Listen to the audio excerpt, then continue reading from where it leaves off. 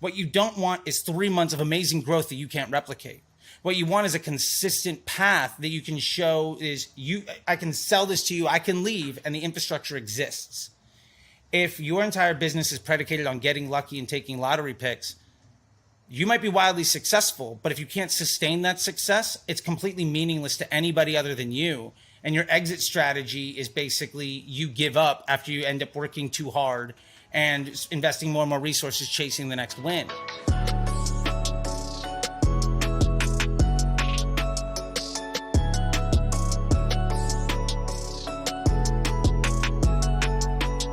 Welcome back for another episode of You're Not Your ROAS. I'm joined with one of my faves. Me and him go way back. We actually had a podcast together. I was actually under his tutelage at one point. We helped launch his Facebook together. He's possibly the most blocked man on DTC, and he's trying to change that, people. And here's the PR tour starting here. I caught him right before Europe.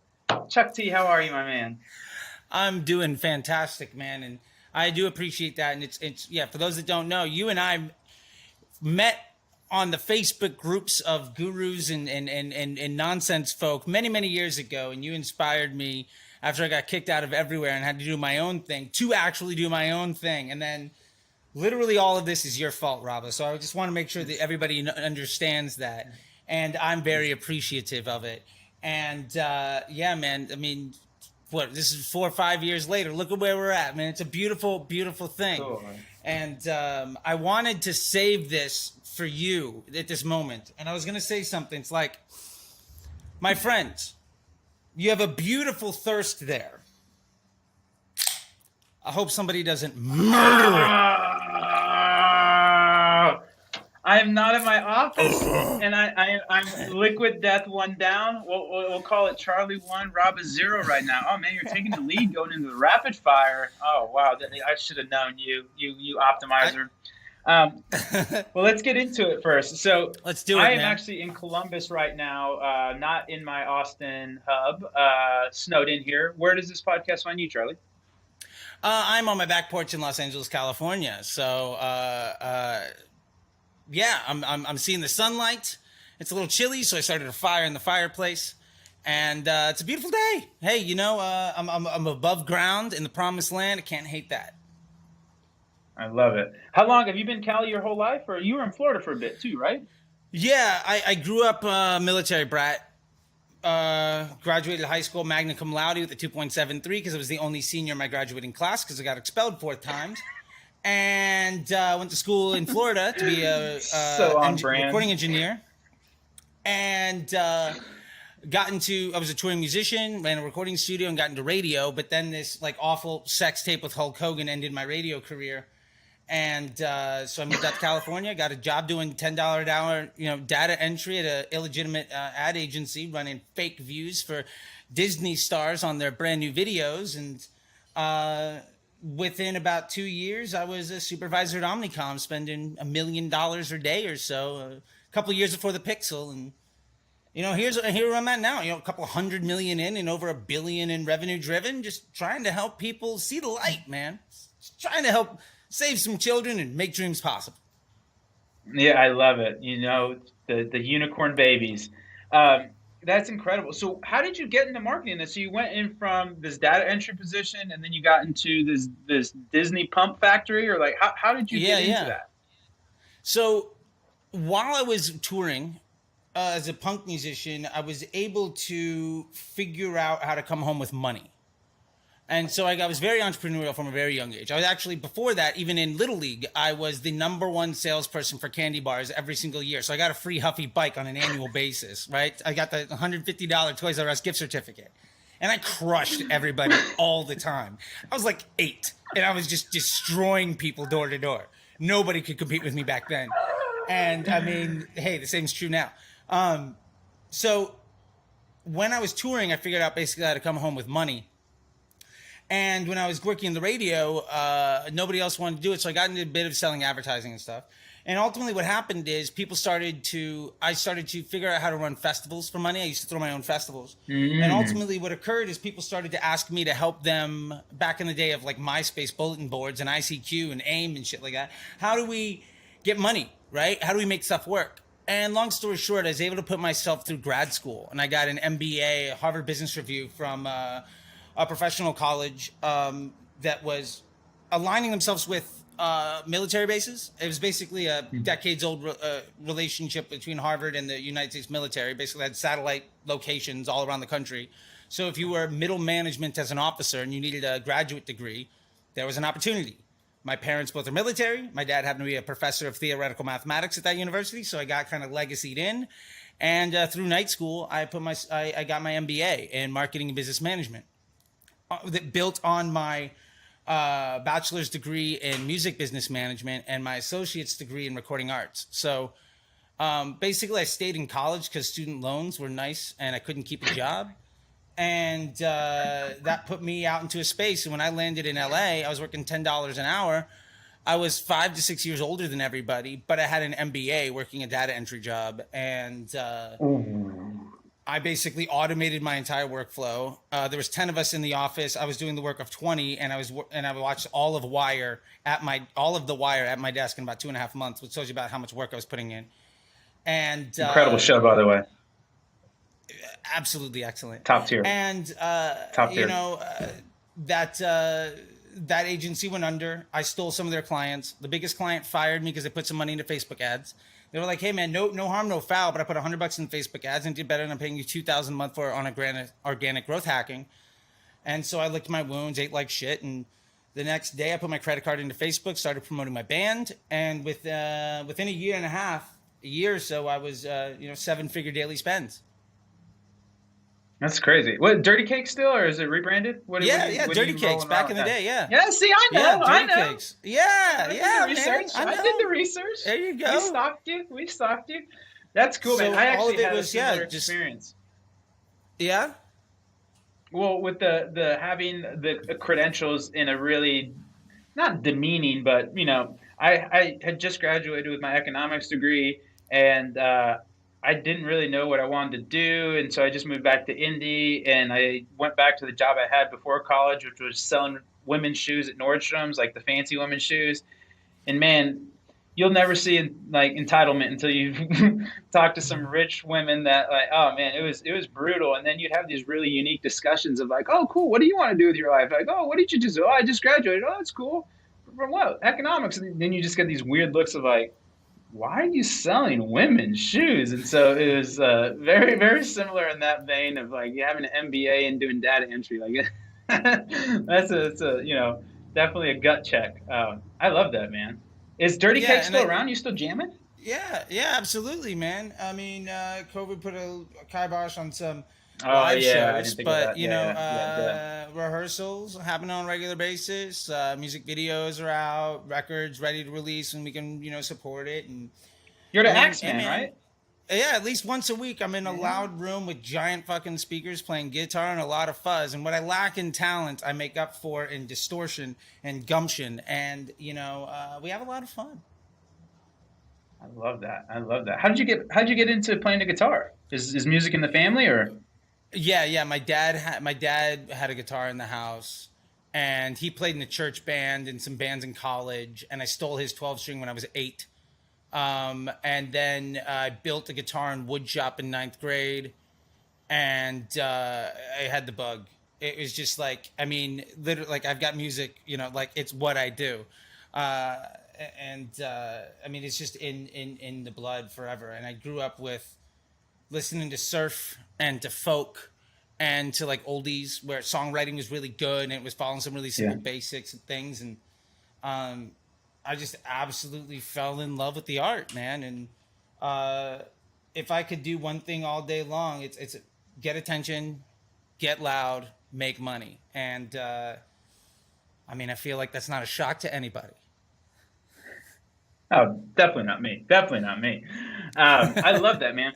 So you're running your ads now for your band.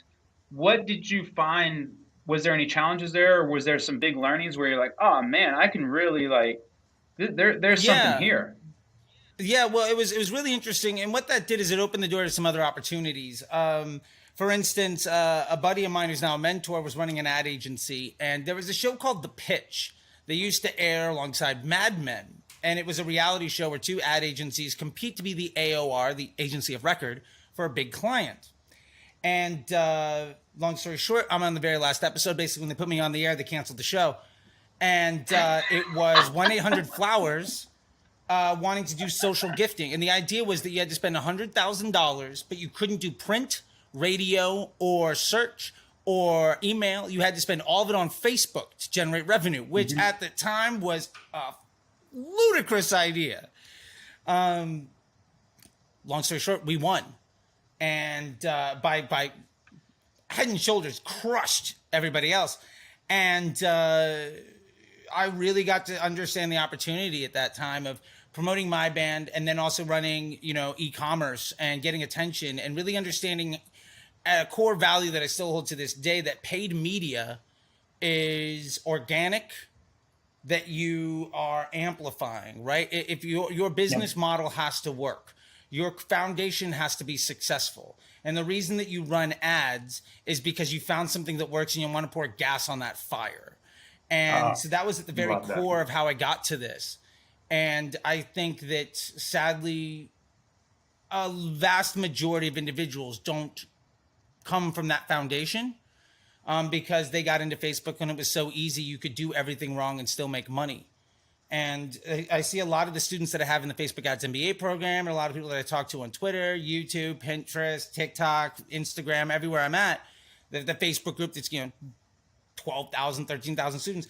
I would say 70, 80% of them come from paid works. And hopefully all you need to make a business work is good marketing. And the reason that they're failing is because they don't understand the aspect of how organic works in the ecosystem. And even the function of the organic algorithm is the backbone of Facebook's OCPM environment.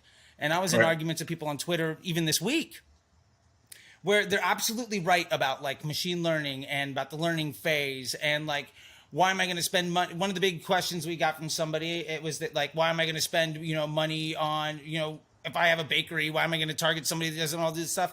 And the point is, even at broad targeting, and also the reason why the doom and gloom around Facebook is absolute nonsense is because, TikTok's shiny and it's fun and it's new and Amazon is great and Google's there and email and all that stuff. But the Facebook pixel is on 70, 80% of every website. The app touches billions of people in the world. Yeah, they lost growth. Who cares? They already have market share. They're no longer in a growth period. They're in a maturity stage. But what that means is they have in-house a data warehouse of a decade or more on millions and millions of people understanding what content they've engaged with, what groups they're in, what words they've used, but also what websites they've been to, what stuff they've done on those websites. So like if you're selling dog food, you can go broad. And if your ad says, hey, are you a dog owner? You want some dog food? Somebody that owns a cat or a snake or hates pets is never going to see your ad because Facebook ultimately is an organic machine trying to keep somebody's attention. Right. So the part of the equation that most performance first marketers fundamentally miss is that your ad functions as a business objective for Facebook to provide a greater user experience for the end user. And so where ads do the targeting, and anybody that wants to say that's a hot take, please DM me. I'll gladly help you understand it, is that Facebook is trying to show the content to people that they want to see. And that's one reason why interest groups are terrible for you, because what you're doing is you're forcing a bad experience on people, and it costs you extra. You have to pay a premium to force a bad experience, which is why your CPMs are $30, $40, $50. Like if your CPMs are over 20 or you're using ABO or interest groups, what that tells me more than anything is you don't know how to creative test properly abroad. And that's a big gap that most people have because they're not coming from the idea that content is meant to give somebody an enjoyable experience.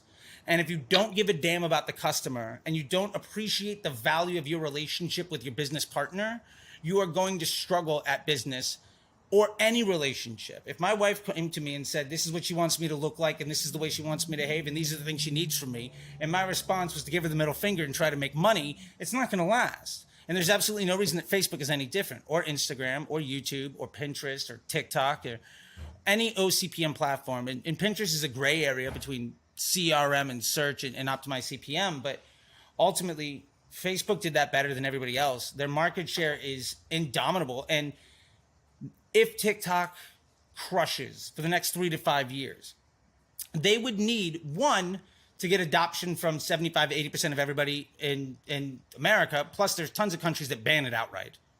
They would need their pixel placed on 75 to 80% of websites. And at that point, they are going to have a data disadvantage on volume and integrity and context of what Facebook already has today. So when people are bearish on Facebook, my reaction to them is that you have to understand you've been spoiled up to this point. And yes, there's plenty of opportunities for arbitrage in other places. But if you're trying to grow a business, if you're trying to get awareness, there's $100 a day play and there's $1 million a year play. And especially if you want business growth, especially if you want to exit your business, especially if you want investors, what you don't want is 3 months of amazing growth that you can't replicate. What you want is a consistent path that you can show is I can sell this to you, I can leave, and the infrastructure exists.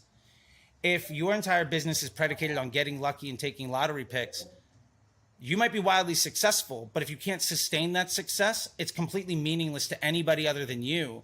And your exit strategy is basically you give up after you end up working too hard and investing more and more resources chasing the next win. And I know that just because I've taken plenty of brands to market and investment bankers and public. And I think that that's a core misunderstanding that a lot of people have. And I was lucky enough to be an organic growth hacker in the very beginning, literally trying to hack the HTML code of MySpace bulletin board posts to get more people to show up to an open mic night. Like, that's where it started. And there's absolutely no difference between that and running a $100 a day, $10,000 a day, or $50,000 a day e-commerce brand. It's the exact same principle. It's just a matter of scale of the application. And yeah, so that's a long-winded story of how I got there. I don't even remember the question, but that's, I think, what the biggest message I really see all the time with people, and the advantage that I had, and I was lucky enough to be the guy that could be the organic growth hacker, got a job as a supervisor at an international conglomerate ad agency because I was on television. I had proven that I was the best on that show. And nobody else wanted to do Facebook because it was the ugly stepchild, because Facebook was a crazy idea. It was the weird thing that nobody wanted to mess with. And so I got all the Facebook contracts. And because I went to, I got a legit MBA in marketing and business management, I could run really high quality case studies. And because when Facebook would come trying to sell their wares and influence people to like, hey, maybe you should start advertising on Facebook because we think it's going to be big, I was the only person they ever talked to, which means I got millions and millions of dollars of case studies, and I got to develop the product with the engineering and the product team and the measurement team. A lot of the folks that are in leadership positions now, I met when they were, month one into the business. So I was at a very core element of just being in the right place, the right time, the right opportunity, the right preparation, in a space where everybody knew that they needed somebody, but nobody wanted to do the work. And I was just stoked that somebody gave me like health insurance, because I was used to being a junkie musician, like begging my parents for money so I could buy cigarettes and food today. So like, I was very lucky, and opportunity and preparation met in a time where nobody else was doing stuff. And so I was lucky to be at the point of being, the tip of the spear on stuff like lead gen ads. I literally did the case study to prove it. Or DPA, same thing there. Canvas, which failed miserably, but whatever. And to the point when Facebook released, when Facebook, was starting to talk about Tower 5 and CBO and creative testing and advanced matching, I had 7 or 8 figures of Facebook coupons to teach them what to do. And ultimately, the disruptor group are the people that teach the reps what to teach others. So by the time agencies and gurus are teaching lessons, what it means is it's their version of interpreting what a rep taught them 6 months, a year or two before. And that rep is teaching them something that a disruptor figured out 6 months to a year or two before that. So a lot of the folks that are complaining about the future of the platform are at best 2 to 3 years behind what they should be doing. And the gap between best practice and practical application is so vast that literally Facebook could stop investing in any innovation, and you would have 3 to 5 years of runway of continuous improvement. So I'm super bullish on the future of all of it, and I've kind of staked my claim on it for sure. And I mean, it's the same type of conversation of saying in 2001 nobody can innovate in email anymore, so it's stupid. Or in 2008, people were like, look, there's just no way to innovate or create new change inside of Google anymore. And the engineers are frustrated because they can't get anything else off the ground. And the seniority is just trying to push things. But you already have a Ferrari in the garage. Just because you're trying to build a spaceship doesn't mean the Ferrari isn't better than somebody else's, 89 Honda Civic. Much love to the 89 Honda Civic, but the Ferrari's going to crush it, right? And so, yeah, like I said, I don't even remember the question, but that's the answer to it. That is Charlie in a nutshell. I don't remember the question, but that's the answer to it. So there's a lot to unpack there. I love it. So to be fair, the market does not agree with you.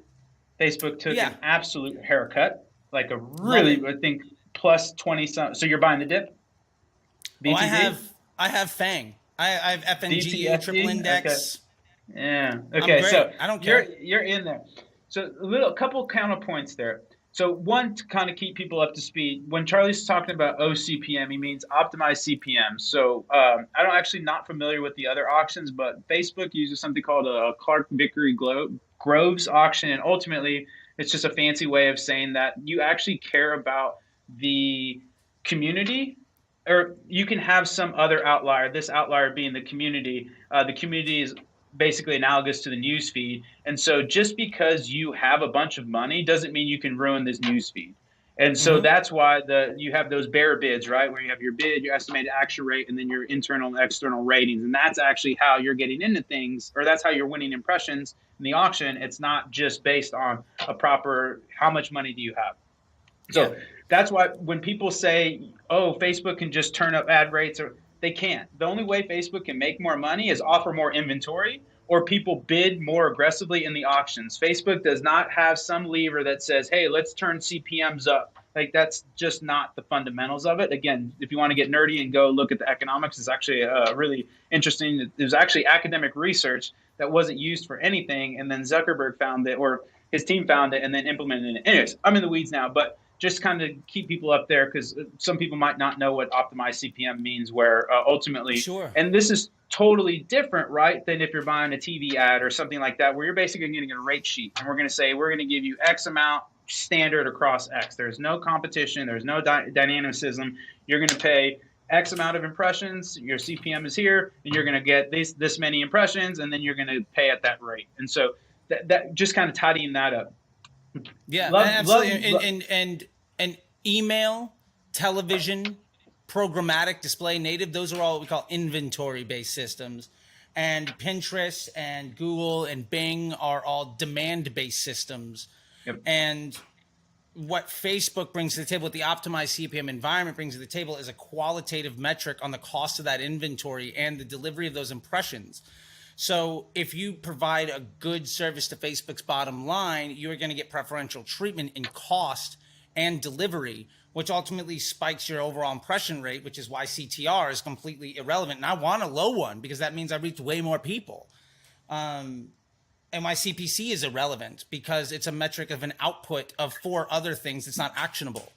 And why even CPM is just a canary in the coal mine of saying how good are you as an advertiser. And the honest truth is, if you're paying over $20, $30 CPMs, there's a dramatic improvement you can make on your business just by testing better, or by getting rid of high cost inventory that is hurting you on the bottom line, or just improve your customer service. What happens after the click is fundamental to your cost of advertising on the platform.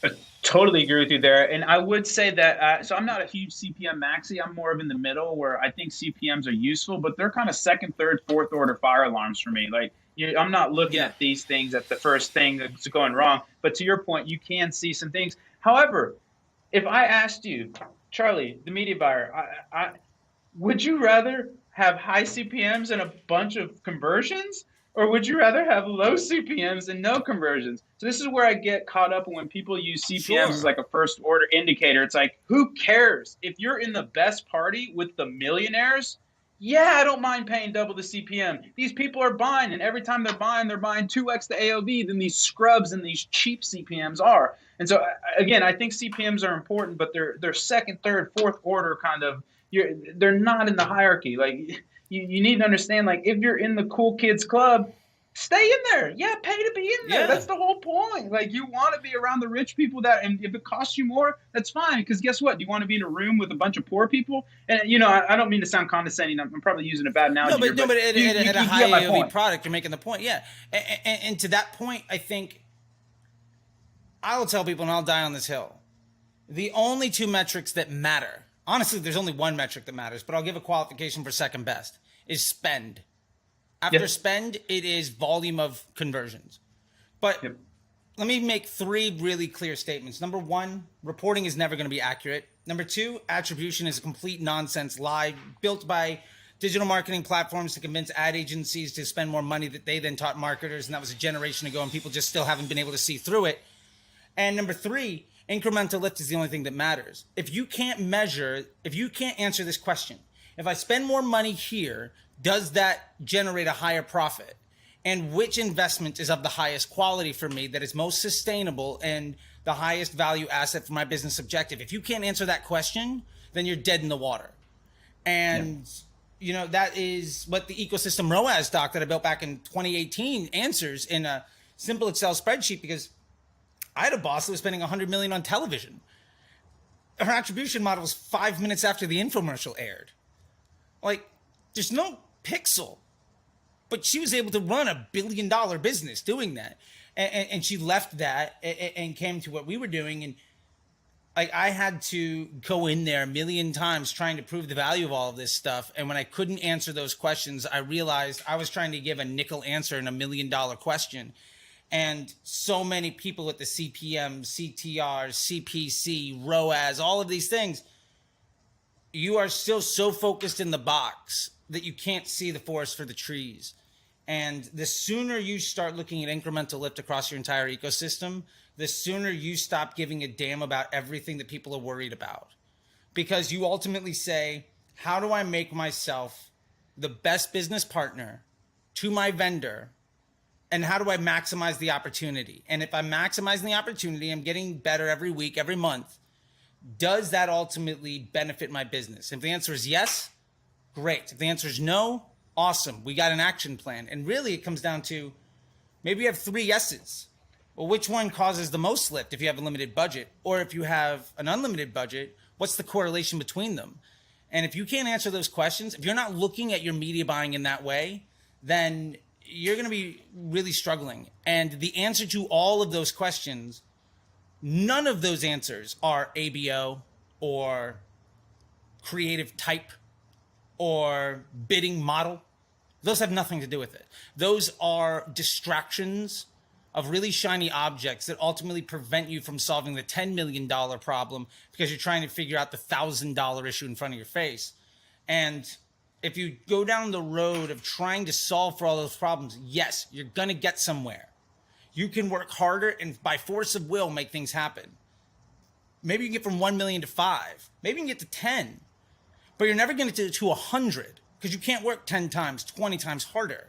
And ultimately, the more of these moves that you make predicated on the idea of disrespecting your customer and your business partner, the harder it is to even maintain that 6 months from now, a year from now. And the majority of folks that I see struggle are, I will say this, I don't see people that have figured out creative testing it broad, auto placement, auto bid, with dynamic ads and a CBO. I don't see those same people also saying that they're worried about the future. And the people that I do see constantly raising red flags and liking other people's tweets and championing other people's insecurities, they're all the ones that also aggressively avoid adopting what Facebook's been asking them to do since 2018. And again, it's a relationship. And if somebody tells you what they need from you in that relationship and your response is give them the finger, don't be upset when that relationship goes poorly. You can go out and try to find 3 other people to take advantage of, but eventually you're going to run out of room. And there's a big difference between trying to spend $1,000 a day at a profit and trying to build a $100 million business. And I'm in the business of giving people the knowledge, the awareness, and the expertise to make that shift. And I always tell people, like, if you're a media buyer, Your job isn't to spend that 500 a day, that 10,000 a day at a profit. That is not your job. Your job is to figure out, if my spend is $1,000, why can't it be 3? What is wrong in the business that prevents me from tripling my acquisition budget? If you can solve those problems, you are now a director of growth, which is what every Facebook media buyer could be in a flip of a switch. Because ultimately, that is how you grow businesses. That's how you grow brands. That's how you go to an investment banker and you say, my business is worth $100 million. And for what it's worth, most folks that run ad agencies that came into the game 2017, 2018, they've never had that conversation. I can't blame those people for not understanding that, because it's like trying to explain snow to somebody that's never seen it. Like, yeah, white shit falls from the sky and it's cold. Or explaining the ocean to somebody that's never left Nebraska. Like, yeah, that piece of water, it goes so far that it's flat at the end. I think maybe a better analogy might be explaining water to a fish. Sure. Where you're so ensconced in it, it's impossible to get your head around, like, to step out of this mindset. But oh my gosh, we're already into the value add segment. You skipped over so many things. Of course, a Charlie T podcast is not going to be structured like normal. We're going crazy here, sorry, folks. man. I'm passionate. Okay. I'm in love with this stuff. Okay. I just want people to see more success and less stress, because 90% of people are doing things wrong because they were poorly trained by somebody else that didn't know what they were doing.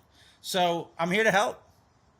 Well, I think, too, touching back on kind of your organic talks, and me and Cody and Ash have been talking about that, too. And kind of like a little interesting mental model I was thinking of was like these communities, like they become foundational layers that you can then build skyscrapers on with your paid media.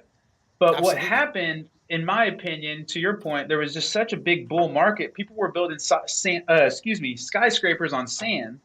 Mm-hmm. And then once that earthquake hit, their whole building fell down because they didn't have the foundational elements of actually, like, I think ultimately too what happened, there was just such the Newsfeed was just such a Cambrian explosion in ad inventory. It was just like, oh my gosh, this is incredible, that people kind of swung too far into the quantitative element of it. And you just started having these quants that are just going in numbers. And at the end of the day, man, there's people behind these numbers.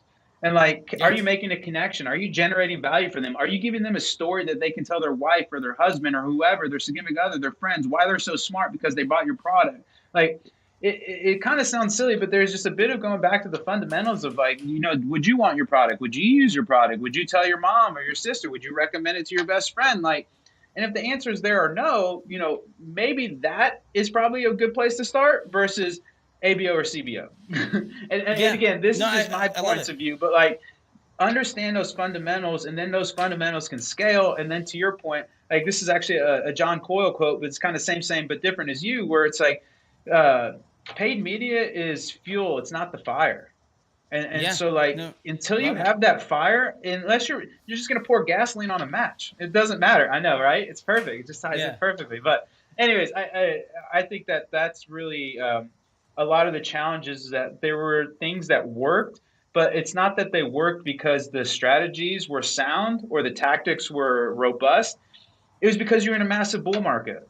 And if you were doing any semblance of anything, like, you were going to do well. And furthermore, you know, if you're charismatic and you had a great story, you were gonna be able to, you know, convince people to come along for the ride. And, you know, no judgment there. It's just, that was what I saw, was when people got really far away from the basics. And it's almost kind of the same view I have a little bit of biohacking, where it's like, dude, what's the point? Like, sleep, get your exercise in, meditators find some sort of mindfulness practice. Like, there's all these things versus like, well, I should eat bull balls at 2 a.m. and then I'll drink ram's piss at 1 a.m. And you're just like, I mean, maybe, but maybe if you kind of just get these fundamentals in place first, and these first principles, and you understand that, then you can really kind of start to get those other, you know, maybe 1, 2, 3 percentage point gains. But it feels a lot like sometimes people are spending dollars to save pennies. And that's just not my jam.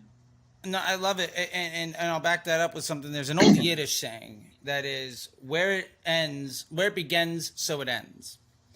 And if you take out the last 5 years of Facebook media buying, right? Mm-hmm. We're still in a spot where ultimately, can you be on the street corner and sell this product? Can you go door to door and sell this service? Will people be happy because of it? Because running Facebook ads or any paid media is a way of scaling that effort, right? Like if you Correct. can't go door to door and sell your product, don't be astonished when you can't trick a bunch of people on the internet to buy it. And really it's an escalation of the door to door salesman hires multiple salespeople, eventually leverages his exposure or her exposure by getting an ad in the newspaper or by making flyers, and eventually leverages that exposure by getting on the radio or getting onto television. But you can only afford that because your business is successful and because you can scale with it. And all we have here, Facebook is basically just television as performance media. But there's no difference. Like if your product isn't good enough or your service isn't good enough to get people to want to use it, then you're dead already. And the opportunity of the arbitrage of attention and, you know, Gary Vee's underpriced attention and all this stuff, that opportunity, look, there are other platforms you can go for that. But again, what you're talking about is, can I get a short hack to follow things up? But the business is built on the back of short hacks where you had really good marketers that could sell fish oil ultimately die. That snake oil salesman in the West got murdered every time, right? And look at Casper. Yeah. I think that's a great example of, we've seen so many brands come and go. And, you know, I think there's a few brands right now that are built on hype that I'm legitimately don't know if I'm terribly bullish on their future. And maybe I haven't got an investment in one end of that or the other, but I opened this chat with the Liquid Death thing, right? And maybe you got my preview screen on the Liquid Death use, who knows? But Liquid Death is building on the back of, they've got a product that people buy that is fundamentally not differentiated in the marketplace, but there's an ownership of the brand 0%. identity. Yep. Right there is, it's LaCroix without flavor. Got it. It's the most boring flavor of LaCroix, and you have diehards. You know, you look at Last Crumb, right? It's Supreme for cookies and costs as much as a pair of Yeezys, and you're stoked. And the point is, those brands, I think, will have a much better opportunity of using paid media 3 years from now than brands that I think are built more off of hype that I don't see as much backbone behind them. And again, I don't know their future, but, you know, I think, you know, not to call too many people out, but like, for instance, Athletic Greens, super huge, massive business. Everybody's stoked about it. But I feel like they grew too far, too fast on the back of too many unsustainable things to maintain that growth. And if you can't maintain that growth, ultimately what it is can you get to a precipice where you can suppress all other competition and gain a market share that makes you have an unfair advantage in the space? And I don't see that proprietary advantage. You know, if I was Mr. Wonderful at Shark Tank, I'd say, hey, you got a great business going there, but I can't pour fuel on this fire. And for that reason, I'm out. I don't know if that's the backbone of it, and I might be dead wrong. And I'd love to talk with people because they're clearly doing very great work. But I think that there are businesses that are built to be evergreen. I think there are businesses that are built with an exit plan as the strategy of the development of the business. And then I think there are 95% of people out there just trying to spend money to make money today that aren't looking more than a month or a year out and have no concept of these things. And I just say that because I agree with you. That Cambrian explosion just changed the world so that so many people don't understand that that's not what it is, right? Like Game of Thrones, winter is coming, right? Yeah. Like we are here. Can you beat the Ice King? And the honest truth is, 90% of people can't. Yeah. So I think our responsibility as marketers that have been through this and appreciate it is to provide the education and the tools and the knowledge and the support to help those good people not lose the opportunity of achieving their dreams. And that's Yeah. one reason why I so aggressively go after people that co-sign other folks' victimhood. Because the only reason you're not succeeding right now is because you haven't failed enough, or because you're willing to say, I can't.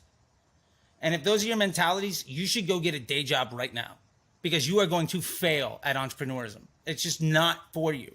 You have to get kicked in the teeth every single day and come back and ask for more. Like, if you don't have that mentality, if you're not a street fighter willing to lose, if you're not David Spade willing to get his butt kicked every single time, if you're not Joe Dirt, you're going to lose.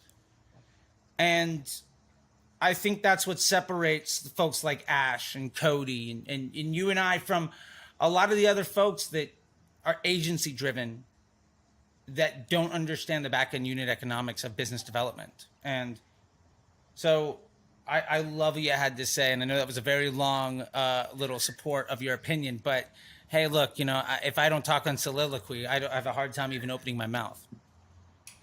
It's a 2-minute minimum for Charlie. If you get him going, he's going. Okay, we are pushing up against it, so that we just kind of smashed the first and second segments together too. So now let's go let's go real quickly through the rapid fire, and then I'll toss it over to you. You can plug whatever you want, and then we'll wrap up the podcast. How's that sound, Charlie? Sounds good to me, man. I'm here, and thank you once again. Right. As always, it's beautiful to talk with you. Yeah, let's do it. Okay, you ready for the rapid fire? Let's go. All right, mosh pits, overrated, underrated? Love them. Underrated. Underrated. Love it. Twitter, overrated, underrated? Underrated. Living in LA, overrated, underrated? Underrated. Whoa, 3 underrateds in a row. I know another one's man. coming. Guys, overrated, underrated? Underrated, always, buddy. Had a tough one this year. Had a tough one. You guys have a embarrassment of riches of late. So we have an embarrassment of riches, and we've never had a losing season under our current coach. Yeah. And hey, look, if our worst year is the majority of the leagues, if the worst we do is what the Dallas Cowboys would love to have half of the time, we're doing all right. And that's not shade at you. I'm just putting in perspective because I know where your loyalties lie. It's brutal. And hey, look, it's brutal. If we have 3 8-8 years in 15, and it means I have to eat 1 or 2 right now, I might not even see that. So underrated. You can't even hear. You have so many titles stuffed in your ears from the last 7 years. It's like, yeah. Although I will say this. You need a demigod of a human being to compare against Patrick Mahomes, Joe Burrow, and Josh Allen. Like, if you don't have somebody literally blessed by virgins as the offspring of like a god having, sex with a human being, like if you don't have a Herculean backstory, you're dead. Yeah, they're very good. They're all 3 top notch. I think I've lost the Lamar bet. I think Josh Allen's gonna really mature into something special. Or almost already has. He got. He just ran up against somebody greater. Yeah, somebody actually. I'll go to the next one, but somebody had a really funny tweet where it's kind of like the Patrick Ewing, Michael Jordan. Like Patrick Ewing was so good, he just bumped up against somebody better during his lifetime, and it just sucks, man. Yeah, it just sucks. Yeah, and never got a title. Oh, I know. That's what I'm trying to say. Dude. He was fantastic. Brutal. He was a very good player. TikTok, overrated, underrated? I will say it's underrated, but I think the bullishness on it is overrated. But as a platform, it does not have the adoption it should. Favorite city in California? LA. Oh, favorite meal and why? Oh, dead animals with cheese and some kind of grain in any form you want to give it to me. Favorite newsletter? Ooh, that's a good question. I do like the Whale Mail, although sometimes I disagree with it, but I think it's really, really good to see what people have to say. It's a good temperature read. Like, for instance, this last one that came out, I will say I disagree at a fundamental level with the vast majority of the premise and the take by somebody that has me blocked on Twitter, so I can't even engage with them.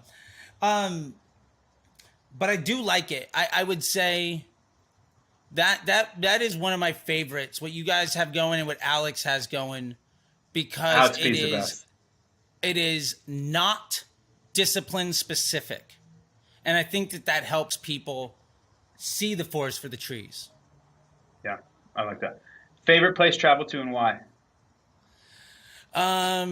Favorite place to travel to and why? I think my favorite trip that I've taken over the last few years was my wife and I went to Amsterdam 3 years ago in the winter. We were there to go see the Buzzcocks, and the lead singer died 8 days beforehand. And so we still went, and we were in Amsterdam and went walking through the city, got lost in the city, and it started snowing because it was like 3 days after Christmas. And when you are lost in a European city that old and beautiful with snow coming down at midnight, Oh, for sure. how can you hate on that? It's a beautiful thing. Magical, magical. Okay, last two. Favorite follow on Twitter. Favorite follow on Twitter? Oh, I mean, can I put me down? No, You can't follow yourself. What a Charlie answer! Oh my gosh. Hey, look, if you're a band, you should be a fan of your own music. If you're a writer, you should like your own books. If you're a filmmaker, you should be a fan of your own movies. If you're running a business, your business should be your favorite thing, or it's someplace to go. But without that, favorite follow on Twitter that's not you. There you go. I've amended the question to not give you any wiggle room. Got it. I love that. I'm gonna go completely not industry specific at all. Love it. Love it. And say my favorite follow is probably Pat Mayo. Okay. What's the handle there? Sports betting guy, has a great YouTube show. I've emotionally invested myself into hundreds and hundreds of hours of his YouTube. And I now know all the players. I know all the people in his circle of friends. And when I see content from him, it harkens back to so many fond memories over so many years and so many positive experiences that it literally just makes me happy. And he goes ahead and likes some of my sports bets half the time. And he got to see me turn, $30 and a couple of 20-1 bets into a extremely nice number that I lost all on Chiefs, but at least he was there for it all. And that was a beautiful thing. It's one of those things. If you create enough content out in the world and you put stuff out and you're very personable, people feel like they're your friend even though they've never met you. And he does that better than almost anybody else in the world. Love it.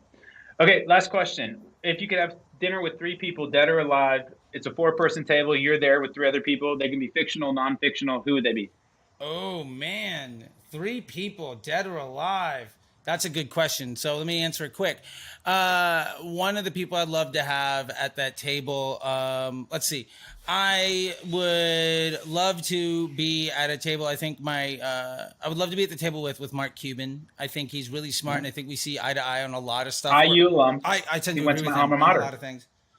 And then if I had to give somebody else in that room just to keep things interesting, I'd love to be at a table with Robin Williams.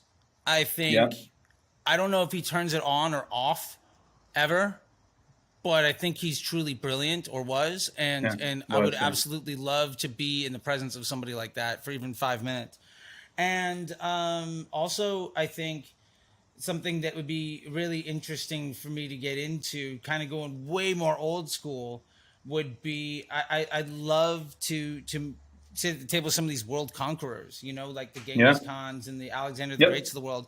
I would say probably Sun Tzu, just because I think The Art of War is probably the best business book ever created. And to understand where somebody came from to write all of that stuff and their learnings and their history and what's going on, I think would be so fascinating, because all of these folks are experiences and storytellers. And I'm going to surround myself, not people I want to have a beer with, but people who I just want to experience their presence. And I don't know, maybe he's a really boring guy in person, but I sure love his writing. Love it. All right, Chuck T, you made it through. Rapid fire. Congratulations, my man. All right. All right. Plug whatever you need to plug. Tell people how to follow you, and then we'll wrap it up.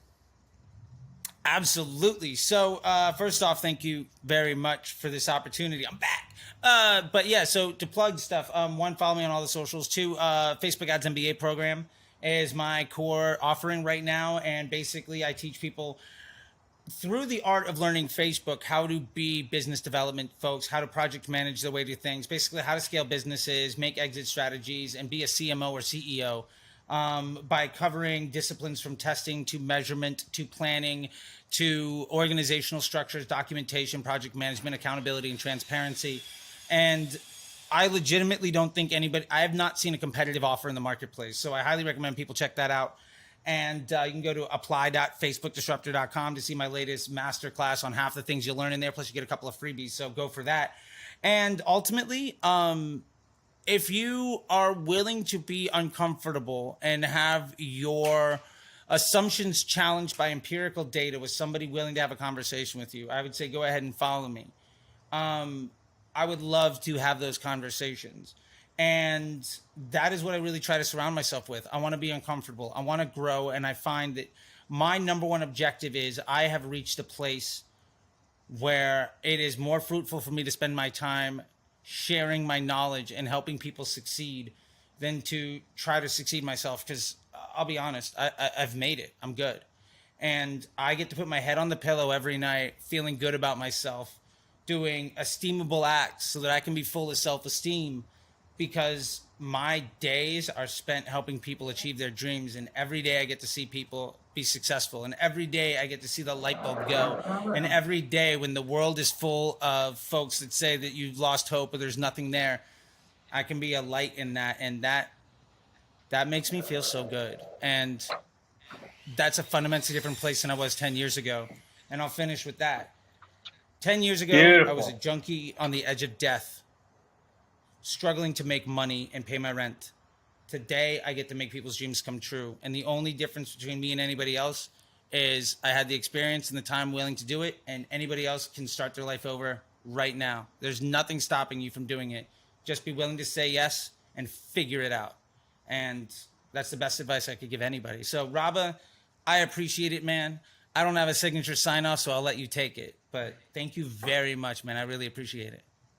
Absolutely, Charlie. It's always been a pleasure. Hey, you can find us if you want to get more involved in Triple Whale at trytriplewhale.com. We actually just upgraded our Twitter. We're at Triple Whale now. We cut the try off. It's cleaner that way. You know what I'm saying? Little shout out social network. And then we also have, as Charlie said, a really, really great whale mail publication that goes out every Tuesday, Thursday. Tuesday's a fancy essay, and then Thursday is kind of a morning boo wrap up. Chuck T, you're the man. Go sign up for Charlie's program.